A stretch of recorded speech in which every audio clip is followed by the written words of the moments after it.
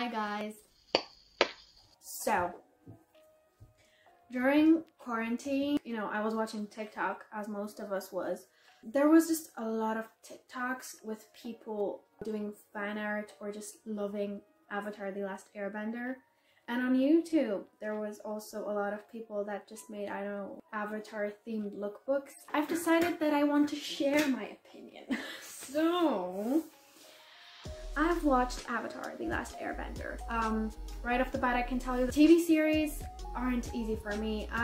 Me watching TV series looks somewhat like once a month I sit down to watch 4 episodes. So I'm very slow at watching TV series. Let's get to the point. So Avatar: The Last Airbender. It's a TV series, a kids show, kind of. I love kids shows. I love kids cartoons. I love Disney and I love stuff like that. So I thought that I'm the right person to sit down in front of the camera and tell you why you should or should not watch that series. No offense here. Okay, let's get on. The first thing is, why is this popular? I mean, a lot of us actually love the shows that we watch as a kid, not because they are great, but because we have watched them as a kid. So if that's the case over here, do people love it only because they have watched it as a kid? Let's start with the plot. You have a world in which there are 4 nations: the Fire Nation, the Earth Nation, the Air Nation, and the Water Nation. And they all lived together happily, and there was an avatar to take care that they are actually living happily and nobody is fighting. And suddenly the Fire Nation decided that they want to fight and attack all of the other nations. So the avatar, he gets lost for 100 of years. So that's why for 100 of years the war is actually going on and no one can stop him because there's no avatar. And suddenly they find him because he was frozen for 100 of years. Yeah, so that's where we start off. We have those 3 main characters. We have a lot of other characters that are lovable. There are going to be more characters that are going to kind of come in as we go. But the 3 main characters, maybe let's focus on them for a little bit. So let's start with Katara, because she's the only girl and she's very pretty. Like, that's the first thing that I have to say. Like, she's so pretty. I'm jealous. Sokka and Katara are siblings, and Katara wants to be a waterbender. She kind of tries to, and she's a feminist, and that's pretty much all I can say about her. Like, there's nothing else that kind of made me remember her more. Then we have Sokka, which is my favorite character. I don't know, I just love him. He's so funny. He wants to be like that alpha type of man. He just fights. He's just like, no, I will fight. I will protect you. You don't have to do anything. But he never, I mean, sometimes he does, but most of the time he's just like, no, I'm right. And everyone is like, no, you're not right. And he's like, no, I am right. And sometimes he is in fact right, but nobody believes him because of all of the other times that he was not right. Yeah, I just really like him. And he's also cute. I mean, like, all of the people from like the Water Nation are just cuter. And then the main character, actually, the Avatar, he's just a young boy that he's like, I believe 11 years old, and he just wants to have fun. Yeah, this boy just wants to have fun. Oh, he's a boy and he wanna have fun. And he's just basically running around and doing nothing. He has that like bowl of air that he's spinning on. That's like his trademark. And he's just having fun. And apart from these 3, we have Appa and this weird lemur monkey that I just have no idea what's the name of it. But all of them are still kids and teenagers, so they all kind of play around. But that's the vibe that they were giving me. Going further on, they're actually traveling together to take Avatar. I forgot to say that that's a very important plot point, which I forgot to tell. So Katara and Sokka are trying to take Avatar, Aang. They're trying to take Aang to like all of the nations because he still has to learn waterbending, earthbending, and firebending. which here's a plot point that I kind of don't understand because I've watched 15 episodes. From those 15 episodes, they still didn't get to the Water Nation, which is the first nation that they are going to, but they already got to all of the other nations. Technically, Aang could already learn all of the bending, but for some reason, he didn't.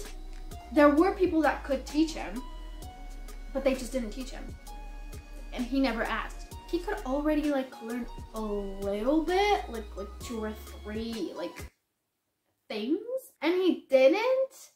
I mean, bro, you know that you have to save the world, and yet you don't want to take those like little steps. You have to go first and learn fully the water bending. Like, what?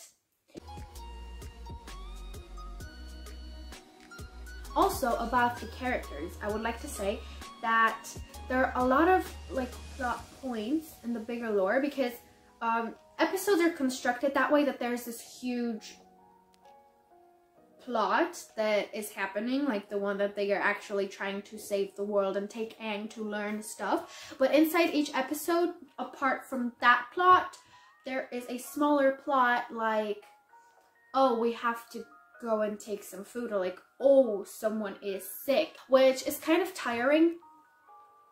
But I get it, like, there has to be something going on, and it can't just be like them walking. Something has to happen, so that's what's happening. What I like about those smaller plots is that the characters come to like moral dilemmas that aren't really shown in other shows for kids, which makes it more enjoyable for, you know, the older you are, it's more enjoyable. Like, for example, in one episode, like, Katara is stealing a pergamon, an ancient paper which has like how to waterbend, like some techniques of waterbending, and she steals it from pirates, and they are like, yeah, it's okay because they have stolen it, so we stole it back. They have problems because of that, like people are obviously chasing them, like the pirates, but they end up having that script, whatever it was, again, like at the end, they're all happy, all alive, and have that script. It's kind of a weird point. We have established that stealing is bad, but yet you have stolen and everything is okay. And I like those parts because it kind of makes you like rethink art style. The animation is really pretty. The landscapes is what's taking up all of the points from here. Like, landscapes are amazing. There's something really calming in those views that they are showing to you. So despite the fact that they are fighting pretty much every episode, you still kind of finish the episode and feel calmed down and relaxed, which is something that's really nice. I like that part.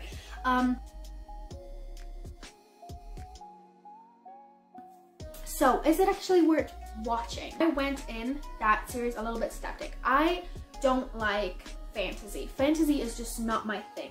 I'm not a huge fan of fantasy. The fact that they're actually having some kind of magic going around wasn't really speaking to me. I've decided that I want to have like, I want to know what people are talking about. So I went into it and I've watched like 2 episodes and then I just like went to sleep. And the next day when I was like planning what I'm going to do and maybe how I'm going to spend my free time, there was a thought behind, like somewhere very deep in my head, that said, let's watch some more episodes. The fact that somewhere in my consciousness, like there was the idea of me watching more episodes and I wanted to watch more episodes was very interesting. So I kept on coming back to that series. If I were supposed to give you an honest review and opinion of how would I rate the series, I would, out of 10 stars, I would give it 4. But hear me out. I'm taking away 3 because it's fantasy and I don't really like fantasy. Then I'm taking away 2 because it's a TV series and I much rather watch movies. So 3 out because it's fantasy and 2 out because it's a TV series, and that's really something that I can only relate to. If I wasn't thinking about that, out of 5 stars, I'm giving it a 4.